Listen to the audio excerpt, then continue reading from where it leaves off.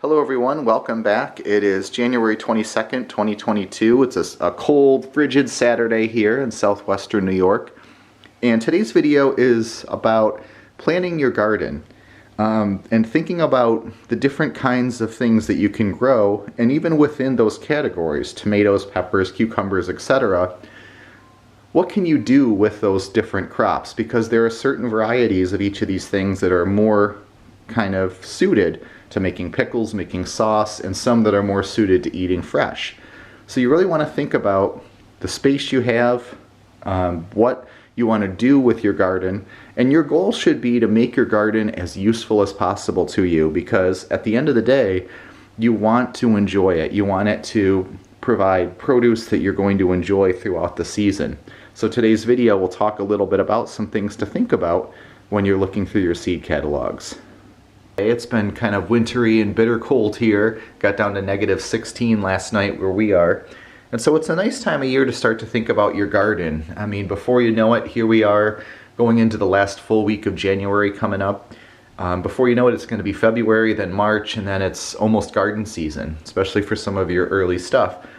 So it's a nice way to get your mind off the sort of winter doldrums out there. You know, it's cold and white and just freezing and all of that stuff. Okay, so let's talk tomatoes. You know, those are sort of the centerpiece of every garden. I think every vegetable gardener, unless you just don't like tomatoes or are allergic to them or whatever, probably looks forward to that fresh garden tomato. So one thing you want to think about with your tomato selections is, what are you going to use them for? So different kinds of tomatoes are sort of optimized for different purposes. Your beefsteak tomatoes, like the Thorburns terracotta, the black brandywine, the blue beauty there, the green giant. Those ones are really good for slicing, for sandwiches, just cutting them up and eating them. They're really, really juicy, and so they're really good for that. If you want to make sauces, though, you can make sauces out of any tomato. The downside of doing it with something like, you know, a beefsteak that's full of just pulp, full of juice and not a lot of pulp, is that you have to simmer that sauce down. You really have to reduce it to thicken it up, or it's going to be really, really watery. That's where a paste tomato comes in, like an Amish paste, for example, or a Roma tomato. Those tomatoes tend to be really dry and pulpy. Not dry, but for a tomato dry, I mean, they're not super juicy. And so they make really good sauce because you just peel them, you cook them down, and you don't have to reduce them so much. There's not so much water to cook off. So if you're somebody who really wants to make a lot of sauce, you want to make sure that you have some kind of paste tomato in there. Like I said, you can use any kind of tomato. You can mix and match, put them all in together. And we've made a lot of pizza sauce out of just beefsteak tomatoes that we have, but you just have to cook it and cook it and cook it and cook it to get a lot of that liquid out of there. Otherwise it's just like water. Even with tomato paste, you still have to cook it down some. And then there are drying tomatoes, like these Principe Borghese here. These are really good. They're little cherry tomatoes. They don't look like it on the packet, but we grew them in our porch garden in Buffalo. And they're really nice to make sun-dried tomatoes out of. So in this particular tomato patch, we're going to have some good slicers and eaters. Blue Beauty, excuse me, is my all-time favorite. Brandywine, you've got to have that. But we're also going to have some paste tomatoes, and then we're going to have some drying tomatoes. The green giant I've never grown before. I always like to grow an experimental tomato.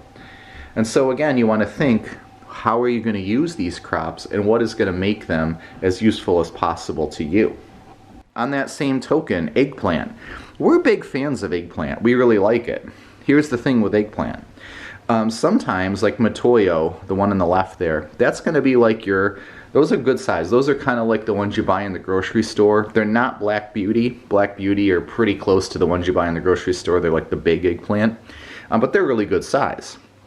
So if you have a bunch of those are good for slicing, making eggplant parm, maybe making sandwiches, that kind of thing.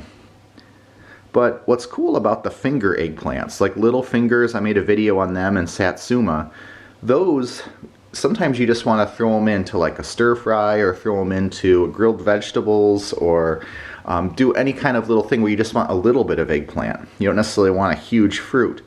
Those are super useful because you can just pick a few, throw them in a dish. You know, they're easy to prepare, they're quick, and they don't add too much eggplant to your dish. You don't, and you know, eggplant, you don't want to cut half of it and only use half of it. The rest won't really last in the fridge or anything. And so that's another thing to think of. Same thing with peppers, but those little thin ones are super useful for throwing on a pizza. So you just want to throw a few eggplant on a pizza, grab a few, you know, grill them up or saute them, throw them on a pizza. They're super useful. The other thing about the little ones, little fingers and satsuma, and same thing is true with peppers. When they get small fruit, you get tons and tons of fruit off of them.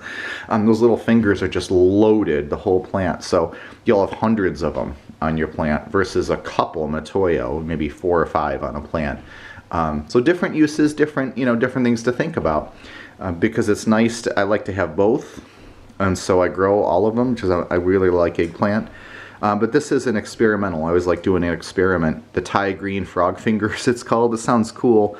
Supposedly it's a sweet eggplant. You don't have to peel it, which makes it really convenient. So we'll see how those go. But again, just something to think about. What is the size of the fruit that you're growing? Cucumbers. You know, when you're looking at different kinds of cucumbers, what are you going to do with your cucumbers? For example, these lemon cucumbers, those are just one of our all-time favorites. One of my favorite things, actually, in the vegetable garden is cucumbers. There's nothing like mid-July when they're really starting to come into maturity to just go out, grab a few, slice them up, dip them in Italian dressing or ranch or whatever, just have them for a snack. One of my all-time favorite summer snacks. Now, if you're somebody who wants to make pickles, for example, a lot of these cucumbers wouldn't really be great for pickles. You can use the Early Fortune for pickles, probably, but I wouldn't pickle, I mean, you can pickle any cucumber, obviously, but some, like gherkins, are a little drier, a little smaller, and just more suited to pickling than some of these other ones that are your slicers. The Sikkim cucumber, really cool. I did a video on that, so you can check our old videos, you'll see. But the Sikkim cucumber is almost like a mini melon, but you eat the skin. It's really, really good. We've made refrigerator pickles out of it. They're okay, but it's really a slice and eat or throw on a salad kind of thing. So if you want cucumbers, I would recommend think about what you're going to do with them. If you really want to make pickles, then get a pickling cucumber, one that is actually sort of optimized for that, you might say, or just really well suited to it. Or if you like pickles and slicers, grow one of each. We don't care about pickles. I'm not really a big pickle person. So we just get ones that we eat, and you know, when they're done, they're done. So again, just something to think about there too. The varieties you pick, what are they suited for, or best suited for? Okay, another good mainstay of any garden is squash. So it's always a nice idea to do a winter squash and a summer squash. One of the reasons for that is summer squash really produce. They tend to just pump the squash out. Anyone who's grown zucchini knows, you know, when those plants get going, you have so many zucchini. So it's, unless you eat tremendous amounts of squash or have a lot of people to share it with, it's kind of nice to do like a summer and a winter. Our go-to winter squash is this honey nut. It's a small butternut squash, you know, so one of them might serve like 2 people, you know, maybe a pound to 2 pounds per fruit. But you get a lot of them. You get a ton. Same principle as the eggplant and the peppers. Smaller fruit, many, many, many more per plant. And so the one year we planted those, I think we got like 25, 30 of them just in a few plants that we put in our garden. We grow them in the ground because they do really well that way. As the vine trails across the ground, it roots, and then that feeds the plant. So growing it in a pot it will work, but you don't get as much. And then this year we tried a new one. So I've never tried the zucchini long white of Palmero. That'll be kind of an interesting one. Summer squash isn't our favorite thing, really. We usually grow it and end up with a lot of extra. And so we thought, let's try something different, something kind of interesting, and see what happens there. But it's just something to think about there too. If you grow a lot of summer squash, unless you eat tremendous amounts of squash, you're going to have a lot left over. Or if you have someone to give it to or share it with. Then there's onions. Now onions, kind of the same thing as tomatoes. What are you going to use them for? We grow a lot of different kinds of onions. We're big fans. We cook with onions almost every day, onions and garlic. So we made a lot of videos on planting garlic, storing garlic, that kind of thing. We've gone 3 years now without purchasing garlic at all. We've just only used our homegrown garlic because you can freeze it, you can store it most of the year in your basement. It's going to be fine. And so by the time you run out of last year's garlic, this year's garlic is usually ready. You harvest garlic around mid-July, usually late July. So once you get to that point, you've got garlic again. So onions are kind of the same deal. Now, I have not been able to get to the point where we only use our own homegrown onions. I'd love to do that, but we use a lot of onions. A lot more than we use garlic.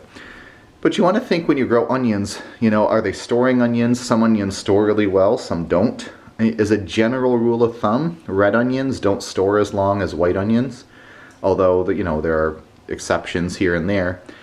But one thing you want to think about is if you have designs on storing your onions for 4, 5, 6 months, you want to make sure you grow a variety that is going to store well.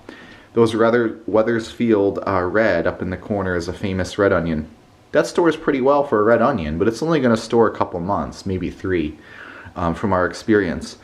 However, something like the yellow sweet Spanish onion or the one on the very left there, the Stuttgarter, the white globes, Stuttgarters can store 6 to 8 months. They're a really harsh onion, they're a cooking onion. This was not to eat fresh. So that's another consideration to think of. Do you want to put your onions on burgers or sandwiches or salads? If so, you want to grow some onions that are suited to that. Stuttgarters are not. Stuttgarters are really, really strong, pungent, but that's why they store so long.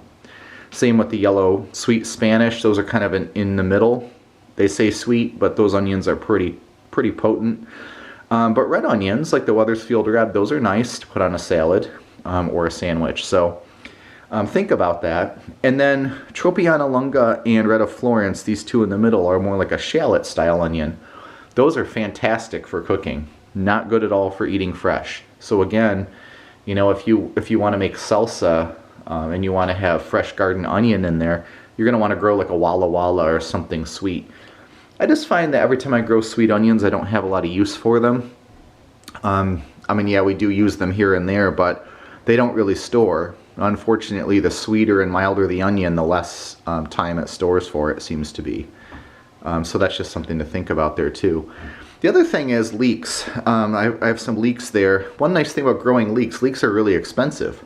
So just like in my ramp video where I mentioned, hey, ramps are a good thing to grow because a lot of the time ramps are really expensive. Same thing with leeks. The seeds are cheap, and so they're not hard to grow at all.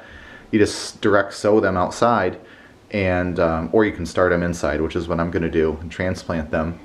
And you'll have a whole bunch of leeks, and you'll have plenty to work with. Leeks also freeze really well, just like green onions too. So again, some more considerations there. Think about the variety and what you want to do with it. This sort of brings me to peppers. So I've got Santa Fe on the very left there, mini red bell, the Hungarian peppers, one that I've never tried before. There's always a new pepper. If you're a Baker Creek fan like I am, there's tons of them, and you want every one. If you're like me too, like, oh, I want to grow every pepper, but again, you want to think, how much space do you want to devote? Now we have a lot of space here. We have our gardens, multiple gardens, and I also have a lot of container gardens and planters, so there's kind of like, it'd be hard for me to max my space out and not have room for another pepper somewhere. I could stick it here or there, even in a flower garden, you can put edibles mixed in with other things. But that one is supposed to be a sweet pepper that looks like a Scotch bonnet, but it's sweet, not hot. So that'll be kind of fun. See how that is. That's the paprika pepper that we make our smoked paprika out of, the Hungarian paprika.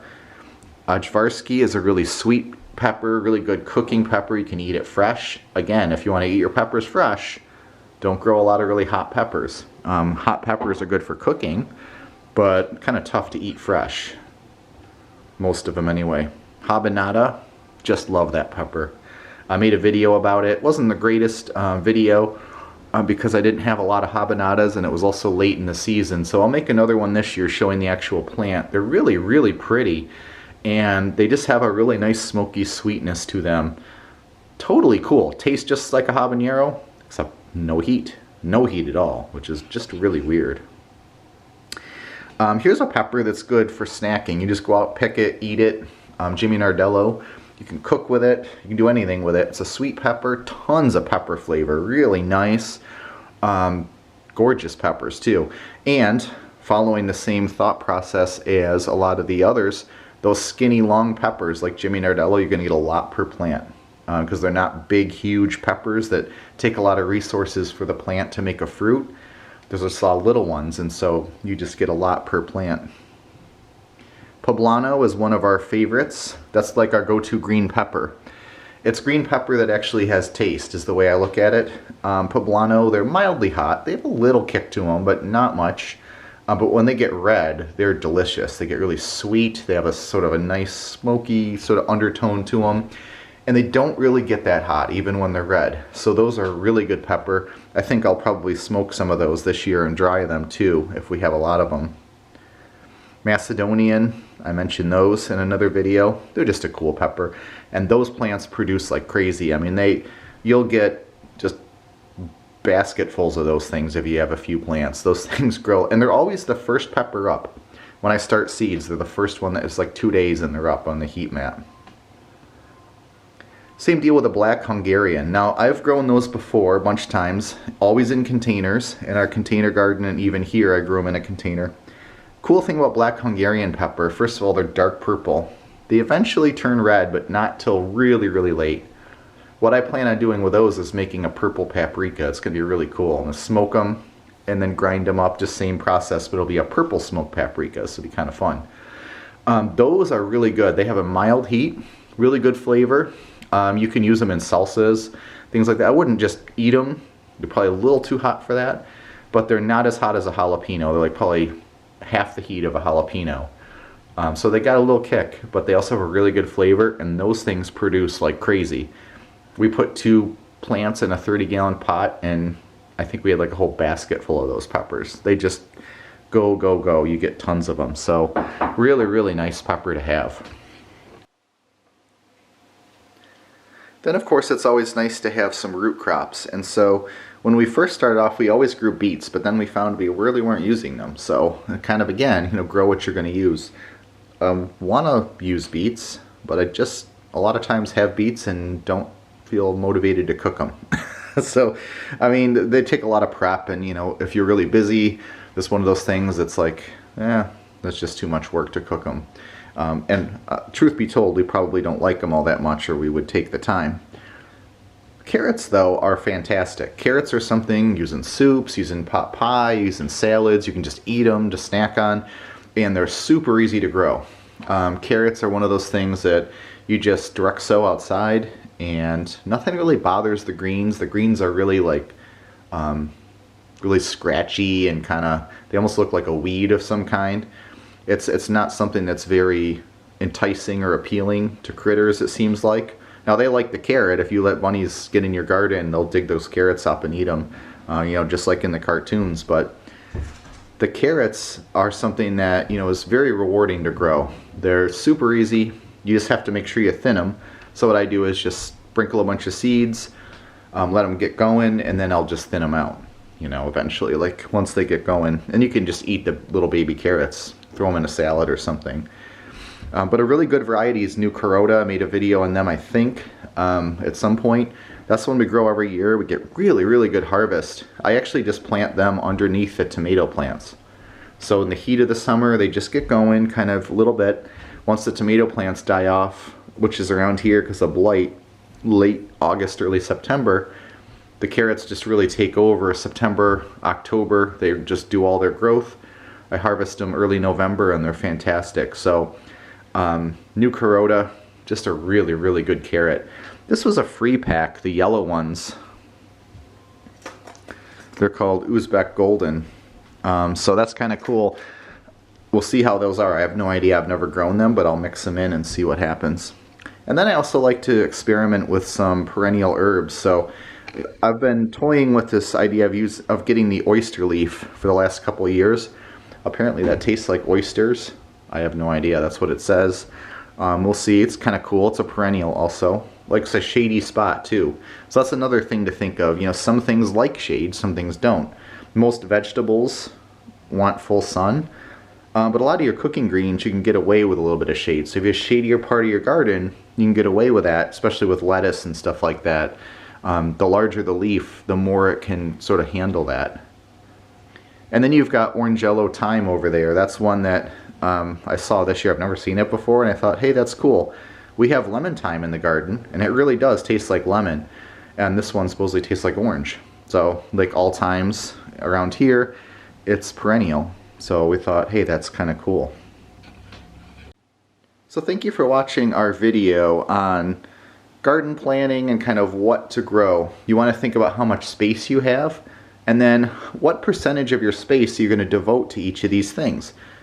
You know, if you're a huge pepper fan and that's like your thing you love the most, then make sure you grow a lot of peppers. Don't worry about balance, you know. Don't worry about saying I have to have this and this and this in my garden. Make it your garden. In our case, we like a lot of cooking greens, so there's going to be a lot of those. We like a lot of onions, we like a lot of peppers and tomatoes, and then I like a lot of cucumbers, so I always grow 4 kinds of cucumbers. But you want to think about, you know, it's not that you're reproducing the produce section of the store, it's what do you use over and over again, and the more of that you grow, the more rewarding your garden is going to be, and the more you're going to enjoy having your garden. So thank you again for watching, and we'll see you again soon.